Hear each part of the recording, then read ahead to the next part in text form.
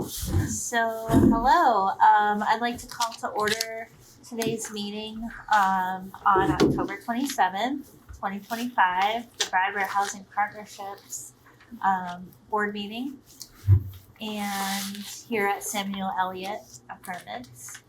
I'd like to first review the minutes from September 22nd, our regular meeting. Is there any edits or questions? If not, can I have a potential motion to accept the minutes? Motion to accept the minutes for the meeting of September 22nd, 2025. Can I have a second it. Second by Pat. All in favor? Aye.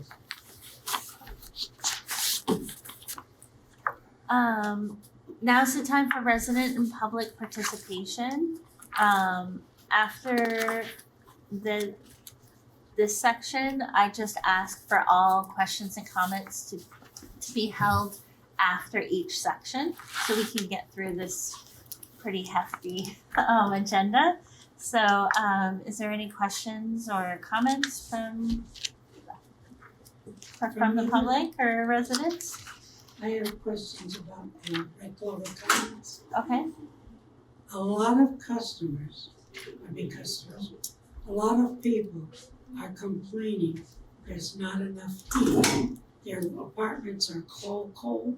They want to up the heat and they can't get it up the heat. So I'm just passing the word along. A lot of people are complaining they're not getting enough heat. Okay?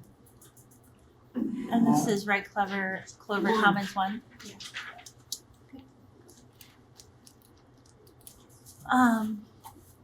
I was just sorry. Now's the time for any questions or comments from residents or the public. So if you had anything that you wanted to bring to the meeting, now's the time. Once we go through, I just ask for any questions or comments to be held until after each section, just so we can get through the agenda. Okay? All right. So if there's no further comments or questions, we're just going to go through the staff reports that we had reviewed prior to the meeting. First is our executive director's report. Any notes you'd like to make or any questions people have? I don't know if anybody has any questions about anything that I wrote, but the government is still, the federal shutdown is still ongoing. We have received confirmation that we'll be receiving our housing assistance payments until the end of the year.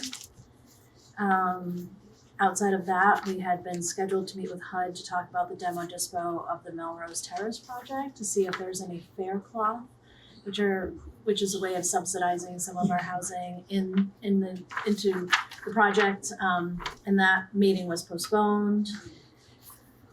There is a proposal in your packet, and I have an additional proposal for the Melrose Terrace project. One is for civil engineering, the other one is for consultation.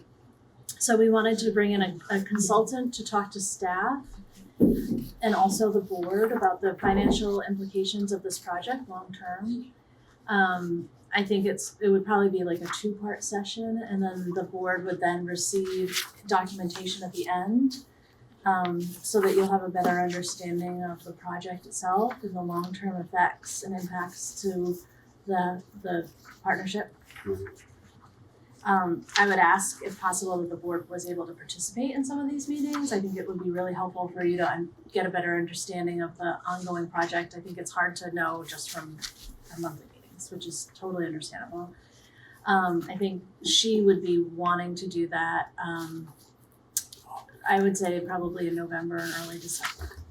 So, you also received health insurance information in the packet. As you know, that's one of our largest expenses for our administrative costs. And we have done some work. We've been doing a lot of extensive work around talking to other housing authorities. I did a cost analysis with the other housing authorities around the state to see what we provide compared to them. We actually are pretty much in line with what other people do. We've also looked at other organizations like the hospital and the town, and we've put together some proposals for you to look at, which I brought in addition to what you had in your packet. Our fiscal year audit is ongoing. However, they did come last week and that went really, really well. They actually only stayed for 1 day, which is a really good sign.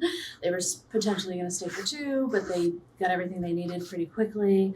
And then we had our staff retreat, and that was last month, and that was really successful. So That's great. Okay, any questions about any of that? Any questions on the occupancy director's report, the pink one?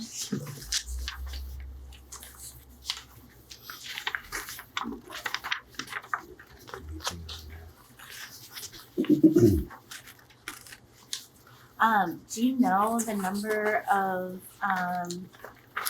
RAD vacancies that will be filled on November 1st? I It don't. just said several, so I'm Yeah, curious. I'm not sure. I'm not Okay. sure. I do know that they've been really ramping up, leasing people up, but I'm not sure entirely how many. Yep. Guess I want to ask, W and L, that's abbreviated for. Wait list. Made a mistake and then on the wait list. So like that, there's different allocations. So like there's wait list, transfer, in-house transfer. That kind of just gives you an understanding of like if people are coming off the wait list or they're being moved within the portfolio. Oh,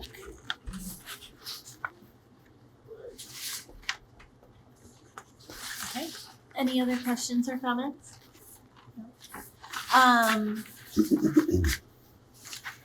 Next is the resident service report, newsletters and calendars. This includes the data from, right? No, that's the, right? This is the program and occupancy data report, which is this. Yep. This includes the data report. So this was the information that was requested by the board to be submitted quarterly. So this is the quarterly report that Okay. goes through primarily through the end of the second quarter, which ended in September. I just didn't know it was so. Yeah. It was lumped into I this know. one, sorry. Yeah. No, you're fine. Yeah. So this has so the board had requested documenting complaints, Section 8 program, occupancy, and new households leased, to track that.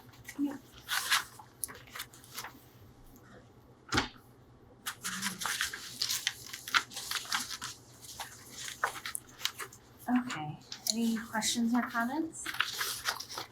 Looks good. Number of new households leased at the end of the month, the top of page 4.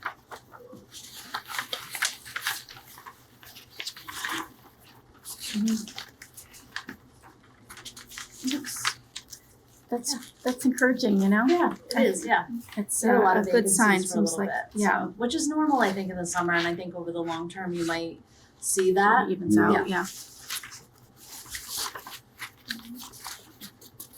Thank you.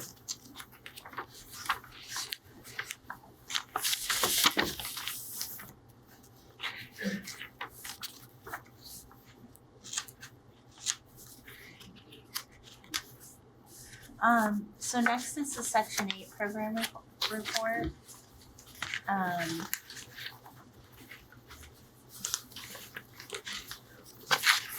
And this is where we're going to be discussing the HUD fair market rents. So every year, HUD releases their proposed payment standards. And this is for the Section 8 vouchers in the community and also for the project-based vouchers. And last year, as well as the year before, we had gone up to 110% of what the fair market rent was.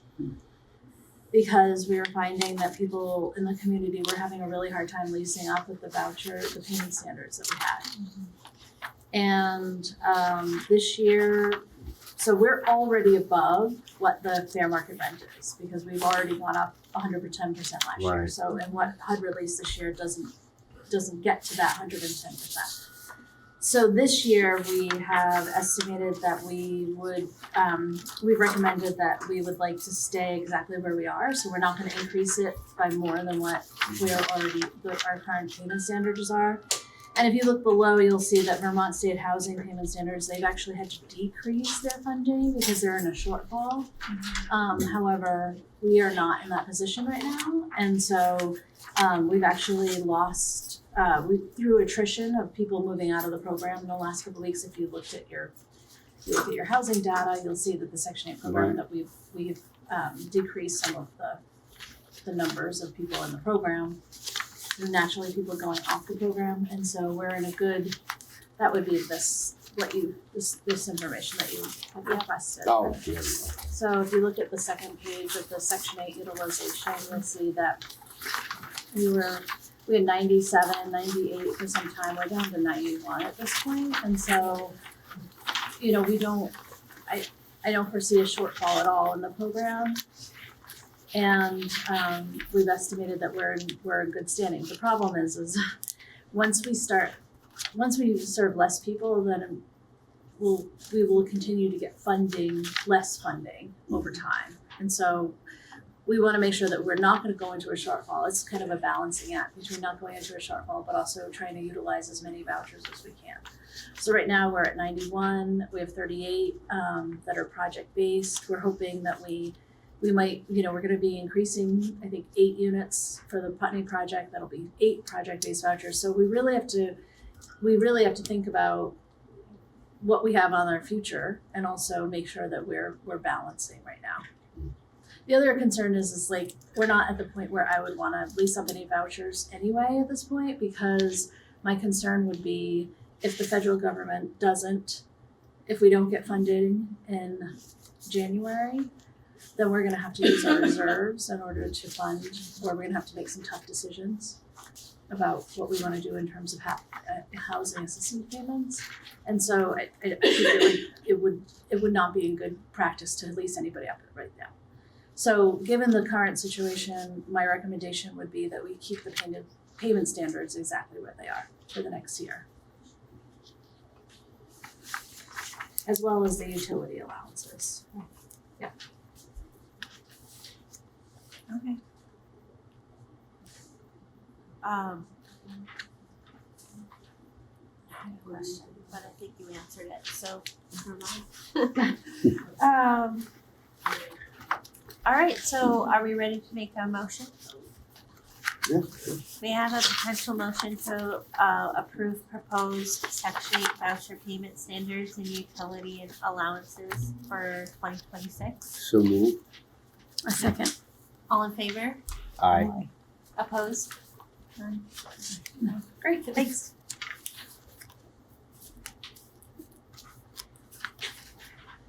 Okay. Are we ready to move on to the financial review? Yes. we are. Yes. There was an amendment for that, right? We have to, When we get to the budgets, the budgets, not the comparative, Yep. right? Okay. So this is the August 2025 comparable. Any questions or anything you wanted to point out? I will say, so on page 2, if you look at the administrative salaries, so they're a little bit lower than we projected by $21,000. That is primarily because we have moved one of the positions into a contracted position. So if you go a little further down under tenant services, the contract costs are going to be going up because instead of paying someone out of payroll, we're contracting with a nurse, a part-time nurse. Okay. The other thing I would say is that we've had an increase in training costs, and that is specifically around it's specifically around a lot of new employees. So, we have hired, I think in the last year, 4 or 5 new people, and so that just has caused our training costs to go up. considerably. In terms of salaries under ordinary maintenance, so that's gone up slightly. That's because we needed to bring someone in temporarily to do some painting, and it was a former employee that we hired through payroll. That was a temporary cost, and then also we've changed one of the positions in maintenance to be more of a maintenance lead, so that they're sort of an understudy for the maintenance manager, and that person's per hourly rate has gone up slightly. And then as you'll see under employee benefits, the employee benefits were a little bit higher than expected, and I think that's because our plan, we offer a very generous package, which at 95% of the gold plan, and so when we had several new employees come on board, they signed their whole family up, and so that was something that we really couldn't prepare for when we were budgeting, because we didn't know who we'd add to the staff and like what their family makeup was. So I think that's just, this being almost the halfway mark for the year, I think it's something to check in about. It's also important because while the budget runs from April through March, the decision about benefits is in September, and so I think that it's just something to make a note on. So you'll see when we get to that portion of the agenda that we'll talk a little bit more in depth to that. The only other thing is on page 3. So when you look at the Melrose Terrace redevelopment, when it looks like we have revenues for the capital fund, we actually haven't gone down our capital funding yet. So this was like, we only drew down a small amount. We are drawing down a much larger amount from HUD, so we'll have more in the revenue category and less, we'll see less of a deficit. So I think right now we have close to $500,000 that we can draw down. So we're not, while that number is, showing a deficit, it's not a long-term deficit.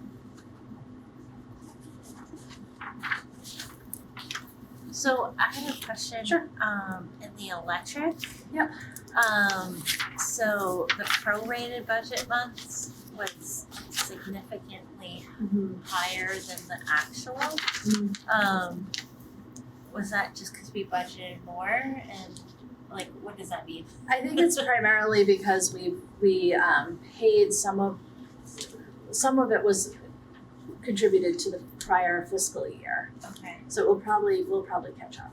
Okay. Also, we use a lot more electricity in the winter, and so it could be that we're just not at that point yet where we're so even though we prorate it, like it doesn't get billed the same. So if like you looked at a budget and it said, for snow removal, and you're like, wow, we haven't spent any snow, we haven't spent it yet, and it's like not winter yet, right? So I think that there's a little bit of that. Okay. Yeah. So more electric is used in the winter than the summer, or I'm trying to get a... Yes. Really? Oh, a lot more because we heat with electricity. But even with air conditioning. Air conditioning? Yeah. Wow. A lot more. Okay. To know. A lot. Okay. I just know in my house I spend a lot more in the winter, in the summer than I do. Yeah. But you might not heat with electricity, right? Like you might have you might heat with oil or gas. That's true. So, Okay. Thank you. yeah, I know. That's I what wish it I'm would trying just to- be lower. I Yeah. wish it would stay lower forever, but I think, that's where I think where we can contribute. And also there's other things that we overspend for, right? Like contract costs in the summer. We do a lot of our maintenance work in the summer. Mhm. So some of those other costs are gonna be a lot higher than what we prorated.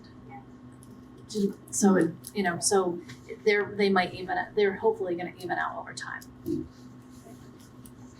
I was just curious about that. Yeah, no, it's a really good point. I was kind of Yeah. wondering, but I spend more on electric in the summer than with propane.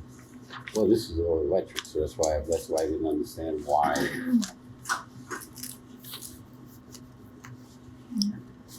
All right. Any other questions or comments? No, that's it.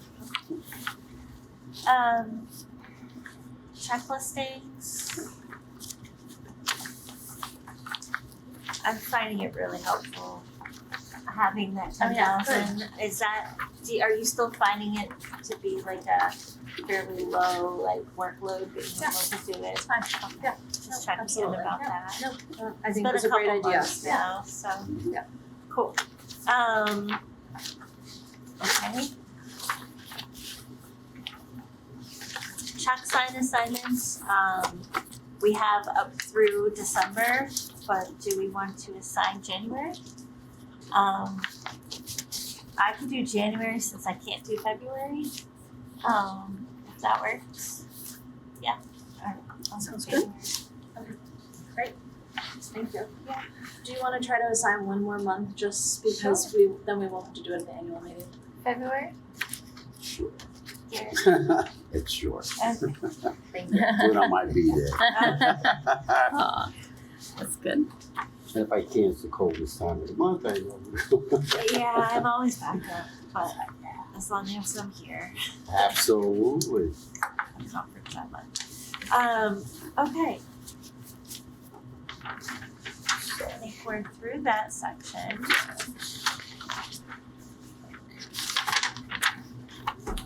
Oh, the tax credits. Yes. So, So in your packet, there are proposed tax credit budgets. I am going to pass down a revised version specifically only for Red Clover Commons 1 and 2.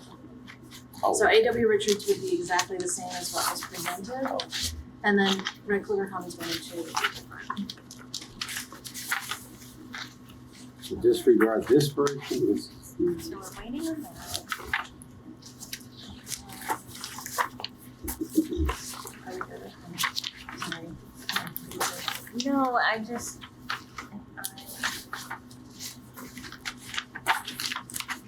This is just this one? That Yeah. one? Yeah. So if you just, so A.W. Richards is exactly as we presented it. A.W. Richards, as you know, is a property that has struggled since its incorporation. And so this budget reflects that. You can see that we're paying ourselves very low rates for property management fees as well as maintenance payroll fee, which is on the bottom. However, Red Clover Commons 1 and 2 are much, are in a different situation. We're able to put more money into our reserve account. We're able to, the cost of those buildings, we've been able to maintain the cost of those buildings so that we adequately, can be primarily able to do anything, most of the things that are deemed necessary to maintain the building. However, based on the prior year, how much we've been spending on maintenance costs in terms of personnel. So if you look at the budget line under for 2024, all the way at the bottom where it says maintenance payroll, we were paying ourselves $42,000 for the year, and then we went up to $45,000. And this year, we're asking to go up an additional $25,000. And the reason for that is because we have found that over the course of on average, there's probably at least 40 hours a week of maintenance time for that building, whether that's turnover time. We have extensive needs around the HVAC system, around the sewer system. And so it really isn't a part-time position. It's really a full-time position, and we're just not paying ourselves enough. And so we're putting into the proposal that we pay ourselves more to manage that building, which I think is really reasonable. I know it's a bigger building, but does it have more needs than A.W. Richards for maintenance wise?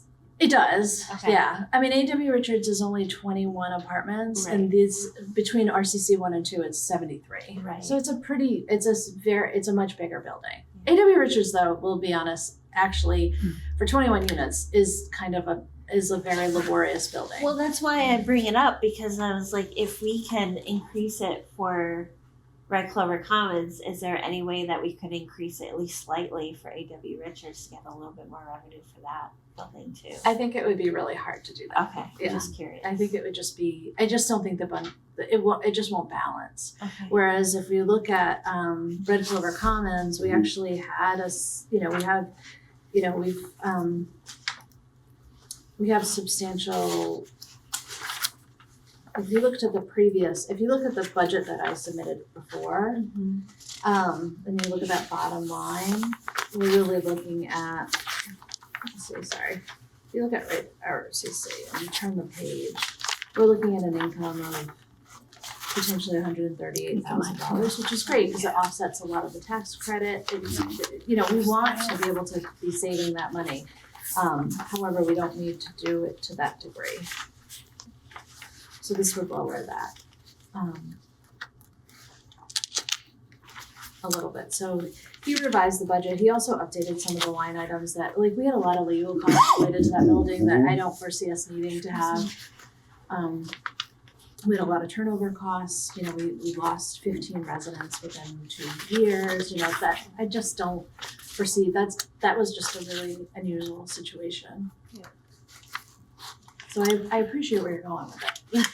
Yeah, I was just But I curious don't- if I like don't if think it's it could be practical. justified Yeah. if we like try it with Red Clover Commons this time and see if there is a benefit, maybe we could see the benefit of the other building too. But Yeah, I think it would be hard to do that. But, and then the other one would be raising as well the maintenance costs for RCC2, that's on the next. So we were traditionally asking for 11,000 and 1175. This year we're budgeting for 20,000, which I think seems more reasonable too as well. And so you say asking for it or, so I can see where is it coming from then? Yeah, so, I good forget how question. that works. So the tax credit properties are a partnership between Brattleboro Housing Partnership and Evernorth, but we're also the managing organization. So when we submit these budgets, we're submitting them as the managing company, like this is what it costs to manage these properties, and we submit it to Evernorth. So we submit it to the board reviews, they decide if this looks adequate, and then we submit it to Evernorth and they approve it. And essentially we're paying ourselves out of what the rental income and the subsidies are. So nothing changes up here. No. just throwing it out there, like what would be like the alternative of them like saying they don't want to do this increase and we're saying we need this increase. If we're gonna continue doing the managing of this property, we need this increase. Yeah, I mean, I think it starts with the board. And I'm just The wondering, board. there's any Yeah, alternative. I think that I would bring it back to the board and say this is for whatever reason, they don't agree to this, and so I think it would be negotiating after that. But I do think that this is, I feel like this is a fair ask. It is. If these buildings are doing really well, they've been managed really well since their incorporation, and I think it's fair to ask for this additional money, specifically because it's actually a need. Like, we are actually seeing that we need at least a full-time person. 40 hours a week is not unrealistic for managing 73 units. Yeah. So the HUD standard for elderly, non-elderly disabled housing is like around a maintenance person for every 50 to 60 units. So this is 73. So I think that seems very reasonable. And just the costs have gone up a lot. Yeah. You know, the cost since we built these buildings, the cost of the hourly rates that we need to pay has gone up considerably, as well as health benefits have gone up considerably. So those were, I think this is the time to now ask for this. Right, and will that affect next year's COLA as well also? If I'm not mistaken, the cost of living increase with that. Is that also, you factored that in also with the amount? The cost of living increase for, Oh, well, basically for, like you said, health insurance and everything. For the maintenance part. Yeah, the maintenance. So, Yeah. which is good, just to see how do you factor that in, but I see now where you explained it, but yeah, next year's gonna be going up, so, yeah.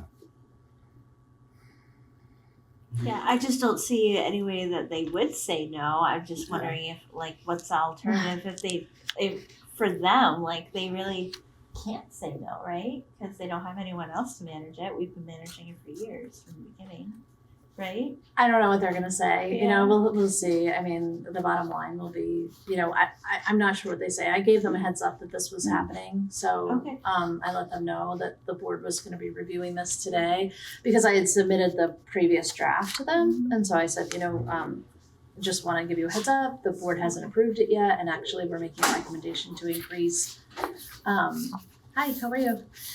We're making a recommendation to increase, this line item and I think it would be a further conversation potentially with BHP and the board if they said. I hope they see that it's reasonable and it's also in their best interest to have the building well maintained. I agree, yeah, I'm feeling hopeful. Yeah. Yeah. Good. All right, well, can we have a potential motion to approve the 2026 tax credit budgets for Red Clover Commons 1 and 2 and A.W. Richards? So moved. I have a second. I second it. All in favor? Aye. Aye. Opposed? Okay, great, thank you. All right, so the next is the employee health insurance coverage. And, we'll need a motion to approve the 2026 employee health insurance contribution as recommended. However, we do want to schedule a special meeting to review the employee health insurance and approve contributions. So It's really up to you all. I think it's worth spending about 5 minutes at least having a conversation about this right now, so you have a better understanding. If you decided at this moment, like, yes, we just wanna go ahead and approve it, you're welcome to approve it. That's why I put both motions on here. I just am guessing that you may wanna have a special meeting just to talk about this. I mean, I think it would be helpful to have a special meeting, I to do just focus on this, since we still have Okay. a packed agenda, but it's totally up to everyone else, like, I think we should, because we could really study it. yeah, and we need to have it before the annual meeting, so it would be the week of the 10th, November? Okay. of November. So, we're thinking either that Wednesday or Thursday, but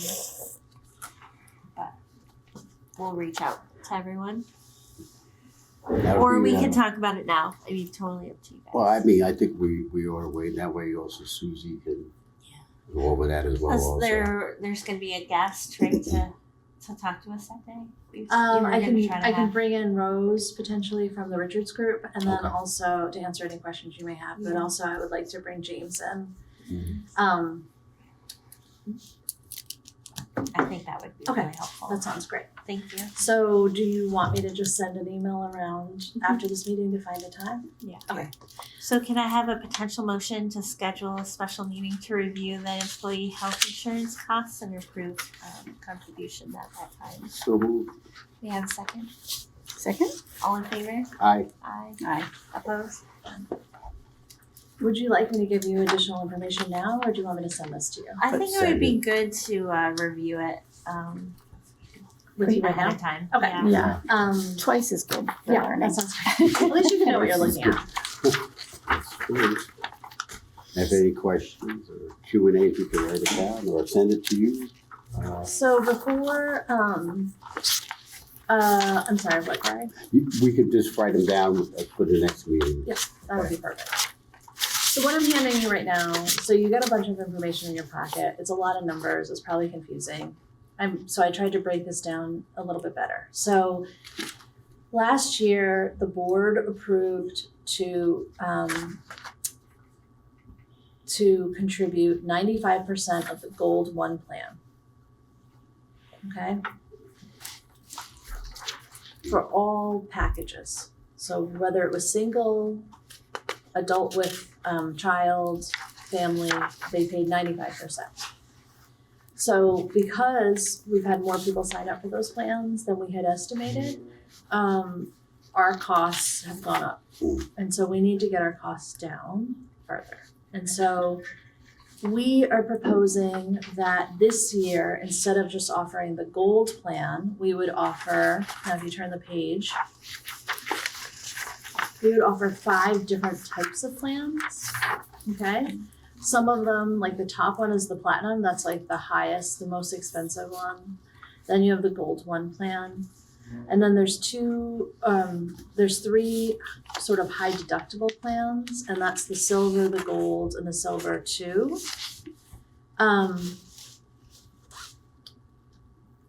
the silver and the silver 2 are both less expensive than the gold plan. The other 2 plans are more expensive. So right now, if you go back to the page, the first page, this would be if we took the current premiums of the gold plan, which are under, see how it says gold 1 right up here. If you look underneath, it's the first rate is the employee only, then employee plus an adult, then or employee with children, and then family, right? So those are the current, that's how much it costs every month for the plan, right? At 100%. So now underneath, if we changed what we would contribute to 80% across the board, then you'll see what we would contribute for employee only, then employee with a single adult, employee with children, and family. You got me so far? 80. So if you get Contribution is our contribution. it's our contribution, right? So if you have this number, this is what it costs at the top. Right. If we paid 80%, this is what we'd be paying to contribute per plan. And then if you go over to the right a little bit, it says how many people are currently on each of the plans. And then it will show you what our contribution. Oh, and then this is the 2025 contribution, what we're paying right now, Right. and then what we would be paying afterwards. And so if you go to the next page, right, the next page is linked to the 80%. So this shows right now the employee, if you looked at just the gold plan, which is the second one down, what the employee would pay per week, what they would pay per month, what the employer would pay per month, and then what the total cost is. And it breaks it down for all the other plans. So you can see that like for the silver plan, if somebody chose one of the silver plans, they would actually, their cost would go down, but they would be getting a plan that doesn't have as much to offer, right? It might have a higher deductible. So that's how this whole formula works. So we did this for several different ways. So if you go to the next page, we did it for 90%. So let's say that 90% of the gold plan are single employees, right? So we lowered it just 5%, but then we lowered the other ones to 70%. So everyone who's a single will get 90%, and everybody who's takes a plan that's has more people in it, you would pay at 70%. And so it's 8 employees currently would have the 90% and 9 employees would have the 70? Yeah. Yeah. Yep. And then if you go to the next page, you'll see like what the out-of-pocket cost would be for those plans. So this is the standard and this is the non-standard down here, 3. Yeah, Okay. I would just, Okay. yeah. These are the 5 plans that we're gonna offer. Okay. Okay, so And then if you go to the next page, then it's 85% across the board, Right. and then it's, the next one after that is 90 and 80. And you can see, like if you go on this page, that basically we would be saving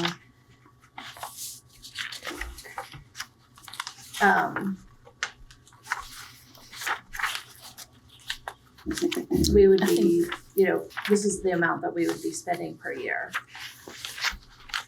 Would be 290, if everything stayed the same.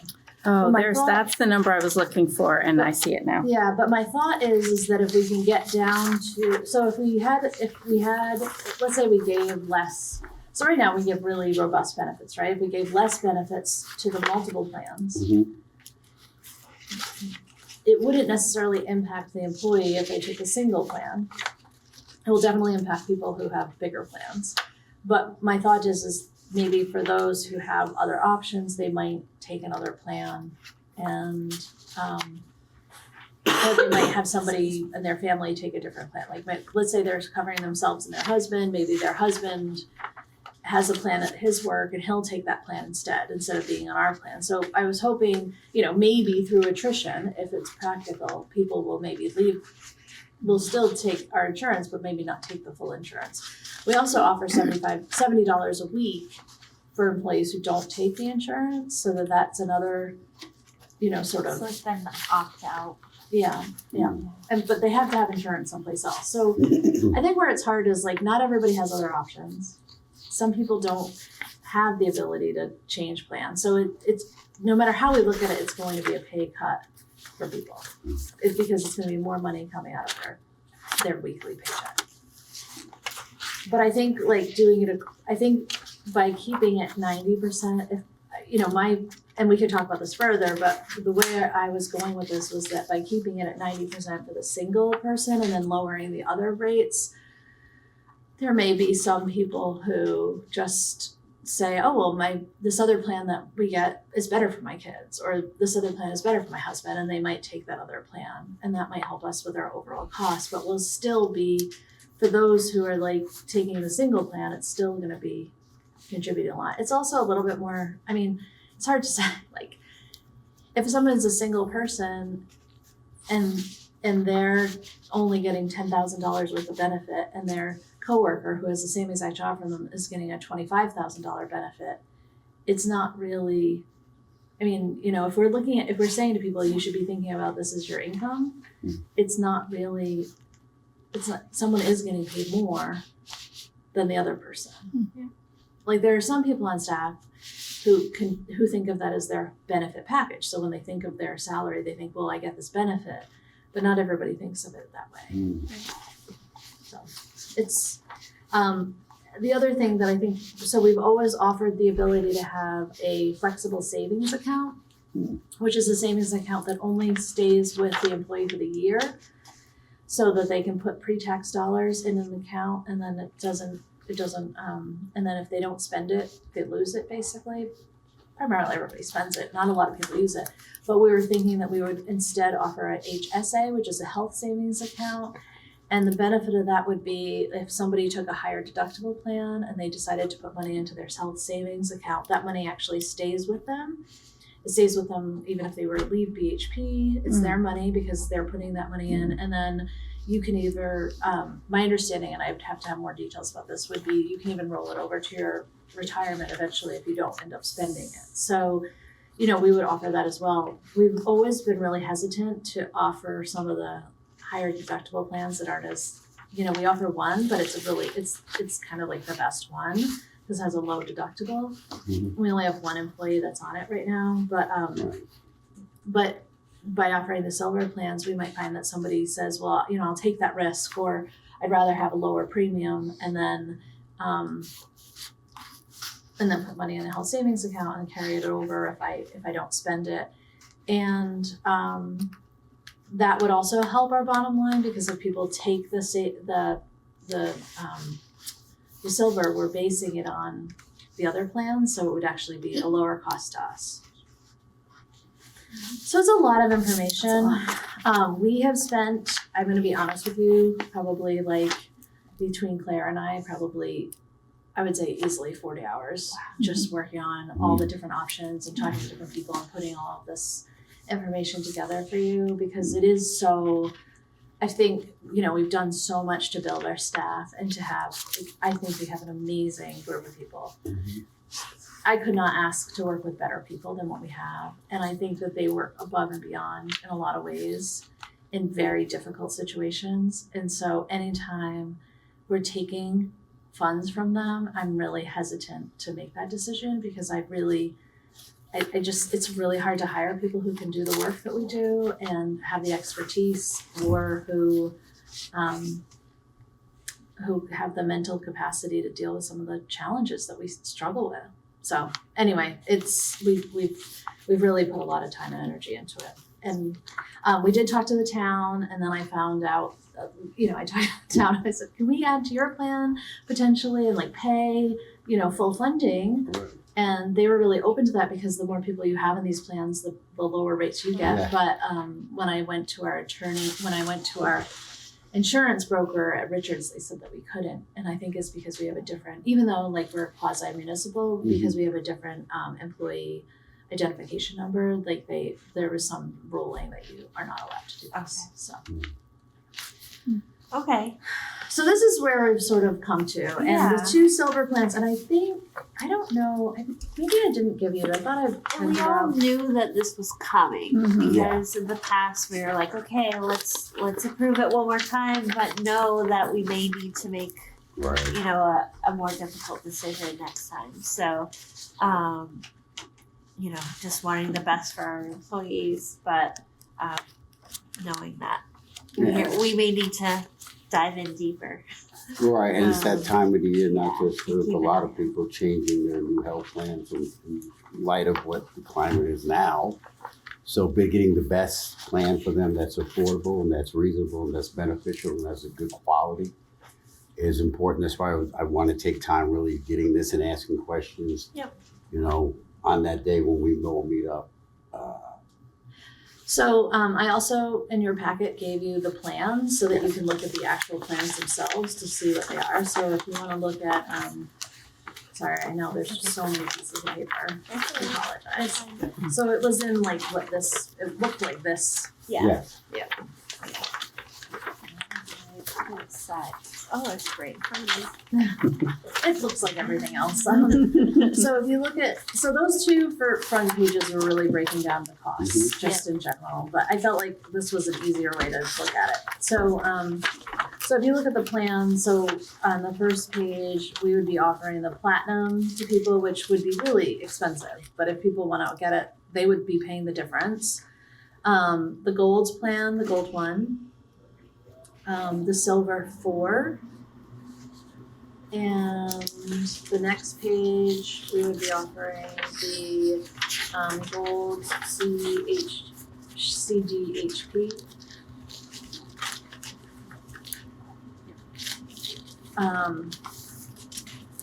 What is it stand for, Michelle? CDHP. Don't know. I have it up CDB, which one? The page is that? So we would, yeah. For non-standard plans, keep going.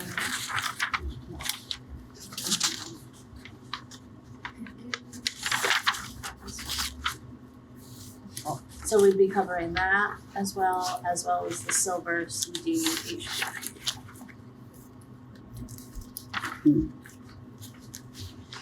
I remember, I had it at the tip of my tongue, I can't think of it. Sorry. It's like some sort of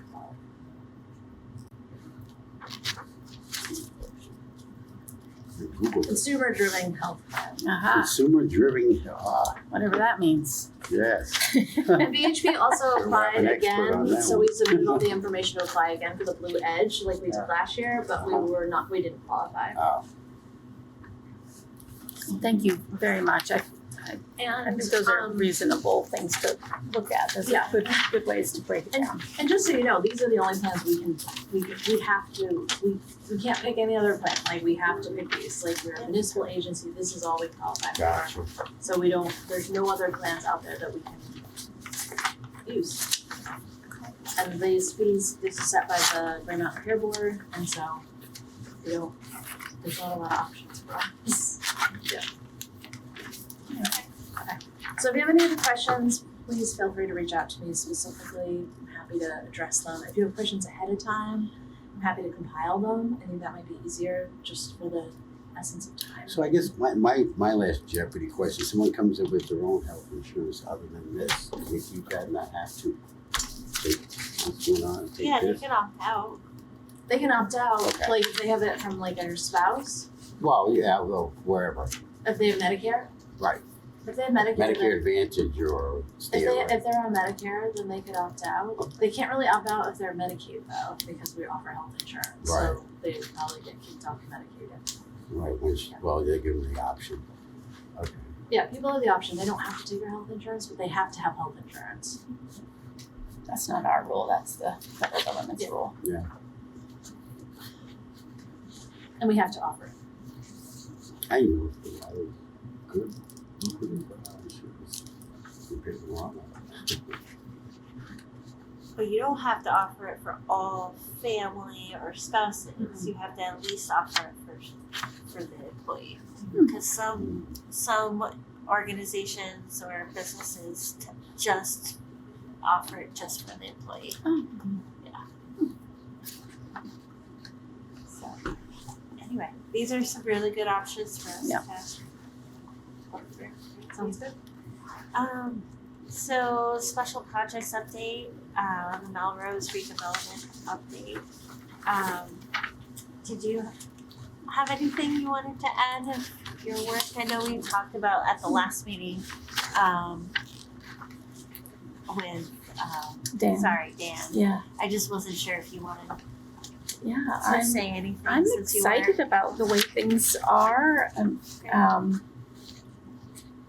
I think the board can feel confident that the groups that we've hired they're showing up to the meetings with all the things that they're supposed to have. They've got the drawings that they say they're going to have. They have the explanations of the costs and things that are that we're ready to look at. Feels like we're on track, and we're starting to see some preliminary ideas of what the driveway would look like, where the trash would be, where the staircases are going to be, sizes of bedrooms and things like that. It's all very, preliminary, but they were like starting to, the doors opening in or out, there's a lot to decide. And I think also just the desire and the requirement really that it looks a whole lot like what it used to look like is, I think people will be happy with that. So that concept, where can we look at that? Is something that could be presented at a later date or something like that? Yeah. Yeah. I mean, that last brief was phenomenal. Yeah. When we had it, it was like, wow, the concept and everything. I was like, would love to see Yeah. additional. Yeah, definitely. That'll be one of the things we'll do is when there's something. I think probably when the board meets to talk about next steps, that would be the time to really go over some of the draft, what they look like. All right. Exciting. Mm-hmm. So we want to review the proposal for consultant to oversee board and staff engagement in planning for the Melrose Terrace project. So, and then I would need a potential motion. So moved.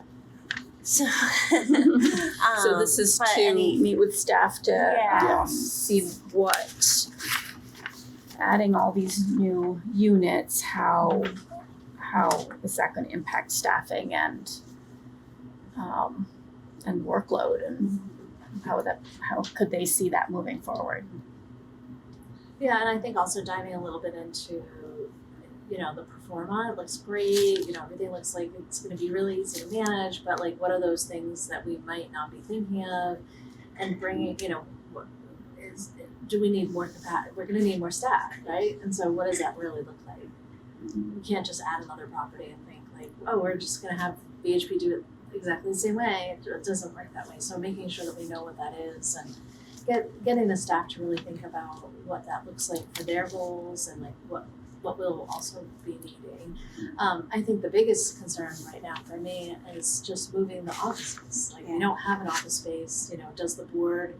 Do we feel like we want to buy a building? Do we want to just rent a building? If we rented a building, how much is that? When we looked at a recent property, it was $7,000 a month. That's a lot to be spending in rent for us to then, to not, so how do we want to really go forward with that? And so I've been starting that process, but I do think those are big decisions that the board's going to have to make because, we don't want to.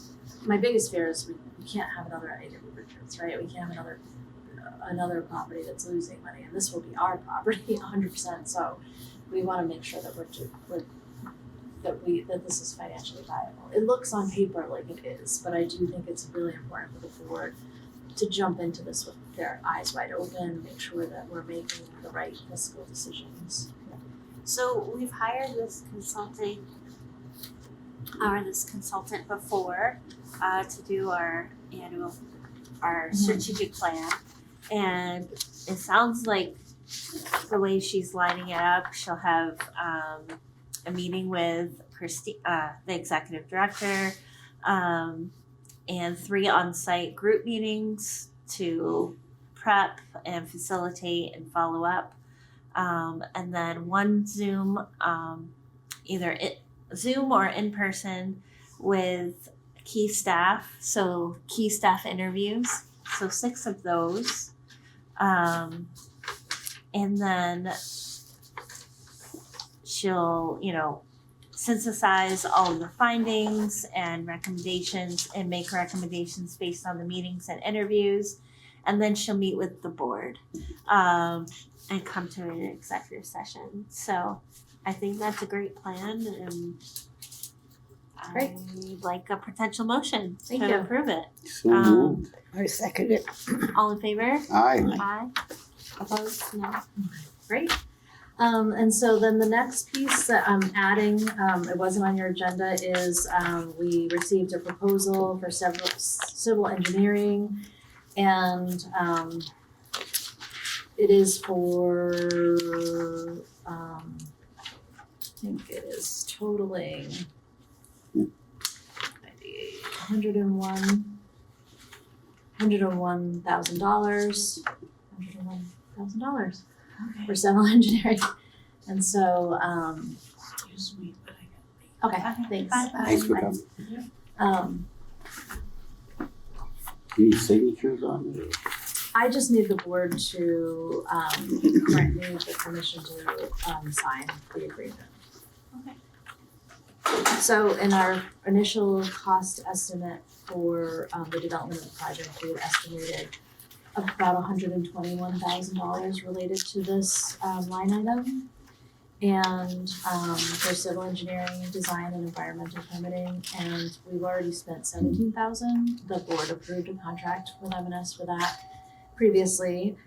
So by approving this $101,000, we're under the 120 that we estimated. Okay. So may I have a motion to grant the executive director permission to sign this contract? So moved. A second. All in favor? Aye. Right. None opposed? Thank you. Down on Main Street, okay. The other place that moved to Okay. Army Lot. Next is for safety. So we received 2 proposals for additional cameras at Hayes Court and also for Moore Court. The Hayes Court has come in, and this is not for the whole this is not for the whole property, it's for the main community room, setting up the system, and then 1 building. So there are 4 buildings, so this would be 1/4 of the buildings plus the main community room space. And this is a company that we've been using at RCC, and they've been really good. They've worked with us as well at on some of our other projects, and they were the lowest estimate that we received. And the initial estimate just for Hayes Court for this first part of the project is $20,000, $20,800. And then the Moore Court, the estimate is $13,387,000. So I just wanted to bring those to the board attention. I know we talked about putting these into the budget, but when I looked at the budget line items, I think these would be these would be additional expenses. Yeah. So I just wanna make sure that the board is aware of that, or, I don't know how comfortable the board is with making that decision right now. It feels a little precarious, like we did have a lot of capital needs that needed to get done. Like we had to replace the doors at this building, we needed to finish the balconies in this building. These were requirements. We had to do some electrical work at Hayes Court. We had to do some replacement of electrical panels. We had to do some power washing like at Ledgewood and Hayes Court because we had a lot of growth in the buildings and it was like we would end up in a, you know, to Insurance maintain the needs you building. to- Yeah, we just had, you know, so we sort of are coming to the end of some of those things. However, you know, we also always have to think about elevator costs and and those types of things. So I just want to make sure before I go forward with this decision that the board feels comfortable with spending 33 or so, 30 something, I think I put it in here. $33,000, $34,000 on these two properties. Right now, I'm not concerned that we're not going to get funded from the federal government. But I mean, you know, it just feels like a little precarious. I just want to make sure that the board feels comfortable with this. I know that the Hayes Court residents specifically, I don't think Moorcourt is as much concerned because a lot of people at Moorcourt have their own cameras and their own, you know, but I think Hayes Court for sure has been the most vocal about wanting cameras in their buildings. So this would allow only for one of the four. And then next year we'd have to budget for the next building. Right. But it wouldn't be as expensive, hopefully, because we would, I mean, I don't know, costs might change, but I think for Hayes Court specifically, they actually broke it down. So they broke it down like the initial setup is 10,000, and then the other building is like another 10,000. You know what I mean? Like, so maybe the next three buildings will only be 10,000 each. Okay. And where does the tape go? Or The how is tape? it? Yeah. Or Yeah. how is it like? Is it a digital like Yeah, it's a and digital saved cloud. somewhere? I guess. Yeah, It's in the cloud, it's in the cloud. Yeah. Yeah. I mean, I think this system will be like there'll probably be there's going to be like a system set up at the main office At the main community room office. But the nice thing about this is like right Clover, like we can like loop into that system from remotely, so we don't have to like go. Hey, this building is actually the worst. This building, even though it has cameras everywhere, we actually need to physically come here. And no, I think now we can actually no, that's not true. We can look at it online too. Yeah, we can look at it online. Okay, so everything's in the cloud at this point. So is there any benefit of just doing the community room and then waiting on all the buildings? Or no. I mean, we could. I mean, yeah. I don't think it would be not a benefit. I mean, getting it going, and we could say $10,000, and then waiting on the buildings. I do think that residents would like to see some motion. Right. That was a scary and time. this is something, it's you know, I what wanted we to bring said it we to you. would This do. is Yeah, I another thing that remember the that. board could really think about and decide, but I do, you could wait till like the next month. I already received the financials for September. They didn't make it into your board packet because we didn't give them time, but I've already reviewed them. So that's the halfway point for the year. That might be, you might want to look at those and then decide next month. Now, is this accessible also to the BRAT team? I guess whoever else needs information is needed down, whatever. If they request information. Okay. Or if we wanted to send them information, we could do that, yeah. They're not gonna sit and just like watch our video cameras, yeah. Okay. Got it. So, and how soon did you need this approval? Did you need it? I don't need it anytime, I don't need it, but I do know that that's a safety issue that, you know, like we did the locks on the doors at Hayes Court, Yes. that was a big expense. We did the locks here. I think it made more sense to shore up the buildings before we took the cameras, because the cameras don't prevent anything. Right. Locks can potentially Yeah. prevent something, right? That's And more of as hard as that Right. is, Yeah. I mean, we have found that cameras don't actually It's from a my slight experience, they deterrent. do not prevent anything, but they are a record in case something happens. Yes. And they do give us a lot of information, like if we have an ongoing thing in a property, we can give that information to the police. Right now at Hayes Court, we do have cameras up, but they're not permanent cameras. They're temporary cameras that we pay, you know, a monthly fee through Verizon, and we can move them around. These would be more of like a permanent fixture in the actual building.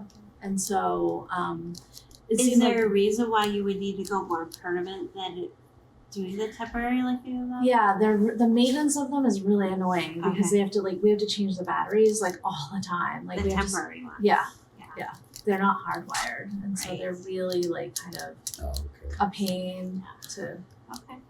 Yeah, they're not ideal, but we've been using them because that's what we have. And we do, if we have an ongoing issue, we do send that information to the police. We do watch them when something comes up, but we don't have them in every building. We just have them where we have identified needs or where we've had a lot of resident issues. Okay. All right. Well, I'm inclined to approve it because Yeah. we said we We would. would, yeah. And if there's no real, we're going to do it eventually, yeah. and if we're ready to do it now. I say you I have to think, do yeah, it we- now. I would move on that. I mean, I agree. I'm just wondering, like, if there is any potential of saving a little bit of money on it. With all of the changes and all of Yeah. the money that we've had to spend on all these other things, it might just be a good idea to try to whittle it down a little bit. Mm. And like, I mean, I think that the problem would Like be with like we don't really Hayes need the Court, cameras like- in the community room space. Like we don't need that because Right. nobody lives there. You know what I mean? Like we don't need it. So, but we need to have the system set up in the community room space. So that we don't have a choice about. Okay. So, and then if we decide to do, like it's not really for cameras in the community room as much as it's like to set up the system is the $10,000 and then the overall. okay. And then Hayes Court's really complicated because it's like because first of all it's like it's in a really bad area for internet connection, and second of all those buildings are really old and we're going to have to be hardwiring all those buildings, and eventually those buildings are going to be completely rehabbed, maybe not in the next 2 years. So I do think it's hard because you want to spend it's hard to spend money on something that eventually that we're going to have to do some serious work on these buildings, if not, redevelop them completely. But that's not in the foreseeable future. That's not like tomorrow. So I do think we need to, if people are feeling unsafe, I think it makes sense. Yeah, I understand like with the safety deterrent and also insurance wise, it helps out. The more deterrents you do have. Now, the way the system would be, how many cameras? You said in one of the rooms that are there and also the exits, the main areas, or how many cameras did you basically need? I don't know. Let me look. I was just trying to get maybe less, just having in certain areas at a high density.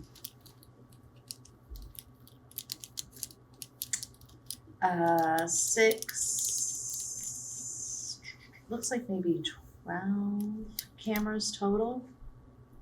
So a building is 3, so the way Hayes Court is set up is it's a building with 3 buildings in it. Do you know what I mean? Like 3 front and back doors. Right. So it sounds like it's at the entrance, exits, yeah. Well, we can vote. You want to vote? Sure. I'll make a motion that we approve the estimate, the lowest estimate that Christine received that we discussed from First Choice. We have a second. I wanted to amend that also to see, now, I was just wondering, were all the cameras necessary in those areas? I guess that's my question. I mean, I think That might lower. probably. mean, I think if we're gonna do a building, we should do it right. I think we should complete one building. Okay, And then we got it done.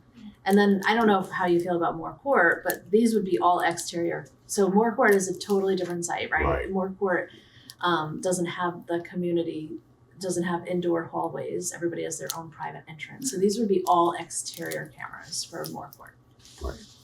And primarily that's going to be focused on like the road and like the center area, the trash area. So. I mean, that could be a potential to save. We just do Hayes Court first, and then wait. I don't know.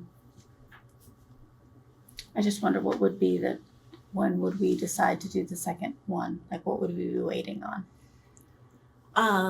I mean, there's various things. Like I feel like the health insurance is really hanging over my head as a board member of like we need to decide like what that budget item is going to be, and so I don't know. That's just where I feel like once we decide like where we're going to be at for that big line item, then we can move forward of like if we have to slow the roll on the other things.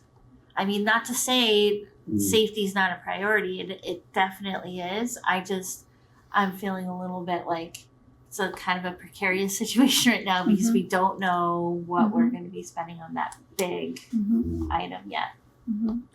So technically, you don't have to vote to do this, like because this is within our procurement. I could have made this decision on my own. I just wanted to bring it to the board because I wanted you to be aware. Like, I think it's really important to talk about like how expensive some of the costs are related to this. That like putting up cameras isn't as easy as just throwing up cameras. Right. It's expensive, and so none of this is.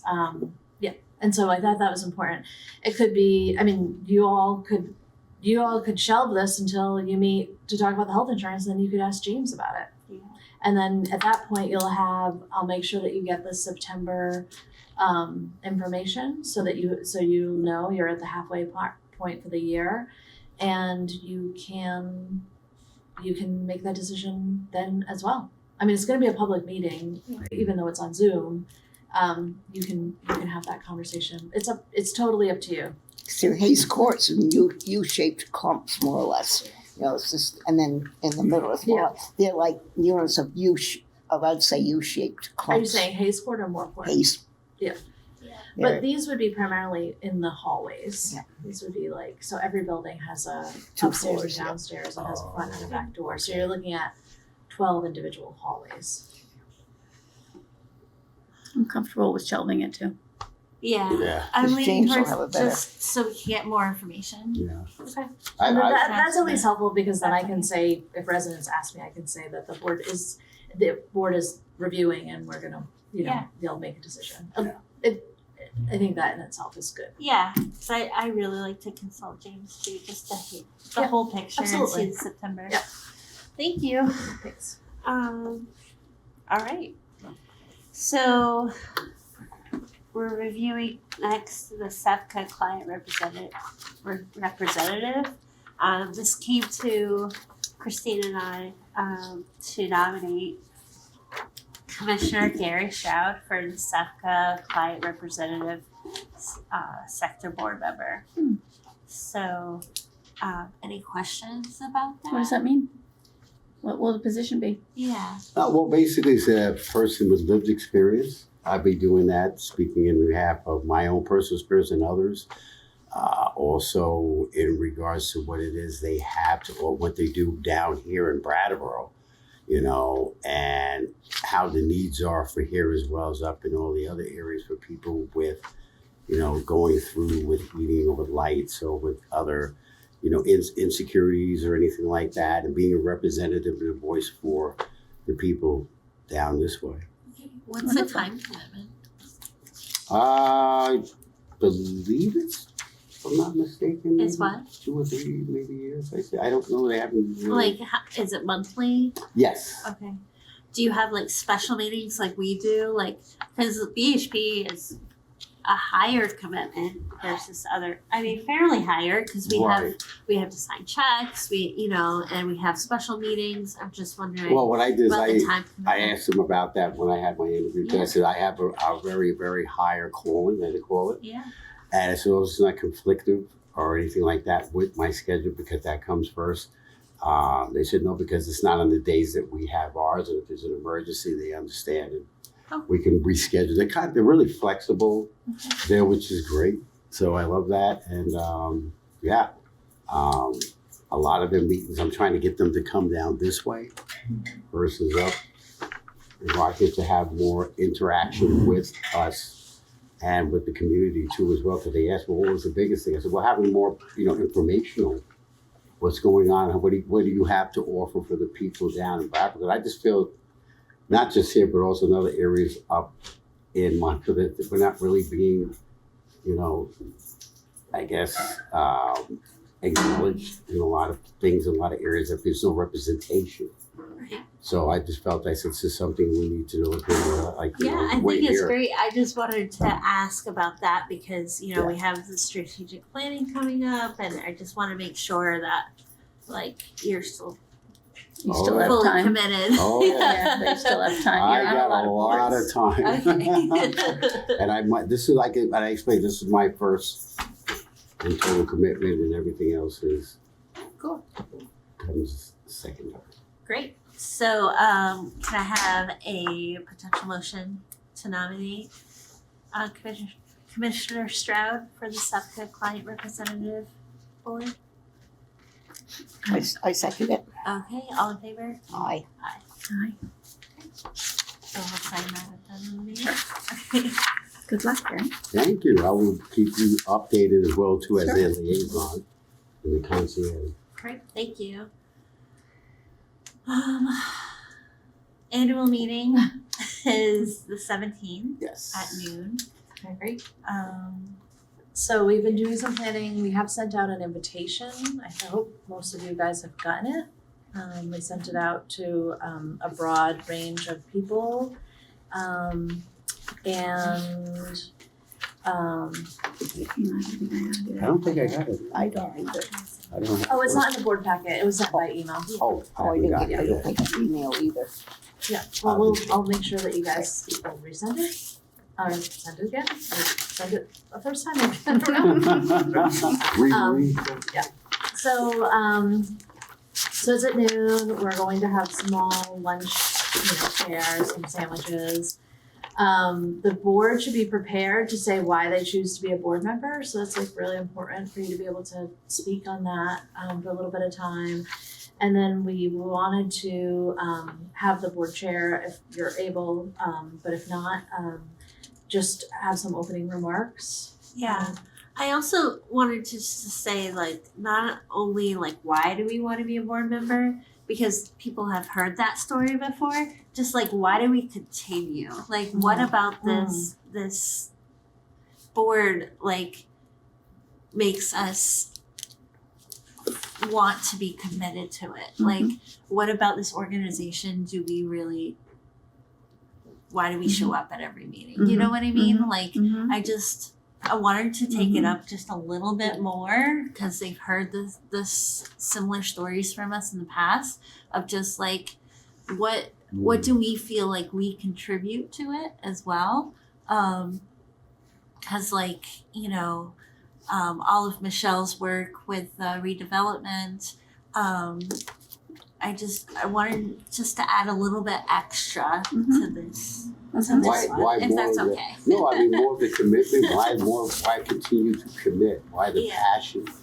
Why do you feel that you still want to be involved? Yeah. And from my personal experiences, with seeing what goes on with the results and seeing things getting done Right. proactively, Yeah. it's important. And for me, I feel like this year I've spent a lot of time with Christine and the rest of the staff this year. I've had a really great opportunity to be able to spend a lot of time with them. And honestly, they're one of the main reasons why I commit and prioritize this because of all the great work that they do and Christine does. Like, they're the reason why I do this. So I'm like, that's just one thing that I wanted to say. That's great. I mean, this. Yeah, no, I appreciate that. Yeah. Thank you. I probably don't say it enough, but I do appreciate so much how much you give to us as all of you, and so I really appreciate it. But especially in the last year, I would say your commitment with helping us with just overall running the organization and supporting us during some really difficult situations. And Michelle's work around the Melrose redevelopment, it really goes above and beyond. And so, but it's so needed. And I think for our organization, because we're so limited with only having 5 board members, it's really crucial that we make sure that we're able to utilize your strengths as much as possible. So I appreciate it so much. And I really do appreciate the work that you've put into it. So thank you. We appreciate you. Yeah. Thank you. Yes. Yeah, better to explaining the functionalities Yeah. and seeing how the opera, how it works and how it brings people and community together, you know.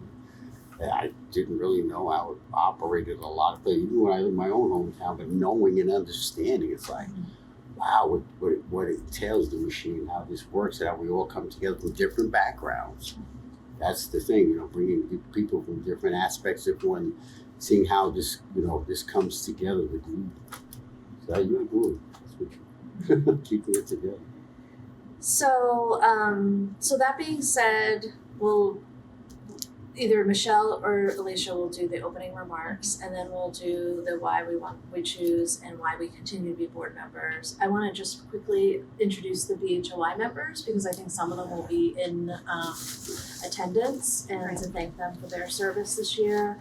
And then I'll be talking, and I'm really going to be talking primarily around this idea of radical collaboration, how we have really shifted the way we collaborate, and how and what some of the impacts are that we can see it in a lot of our data. We see it in these like programs that we've created to offer at Lakes Hash for All, and also just these really strong collaborations that we've built with our community partners over the last few years, and how that's changed for the better. Then Jake Bursky actually said that he wanted to speak, which I think is really great. And he's going to be really speaking to, you know, we're ending the third year of our pilot project for Sash for All, so giving an update on that. Then we'll be dedicated the Tamiana Award to David D'Angelo. So I'll put something together with whoever's going to present that. And then I really wanted to also talk about innovation and community building to recognize several residents. So we've identified just a few residents. There's a lot of residents that we can recognize, but we're going to recognize a couple of them specifically around work they've done in community building. And then we'll have resident and community members' comments, and then a short formal meeting. I'll try to limit it to just some real basic stuff. Hopefully we won't have any motions, but. Do we know who's gonna present it today then yet? That would be the board chair. Okay. I'm just wondering if this is appropriate, but our Section 8 representative, because David worked in Section 8, would you want to? Someone Like Gary? Gary should. Would you want to do Yeah. that? I mean, I just thought it would Absolutely. be kind of cool because Yeah. David worked in, Yeah. I mean, if you're comfortable. I'm great for I'm that. totally okay doing it, but I Yeah. just wanted to. Yeah, absolute appreciation of years of dedication.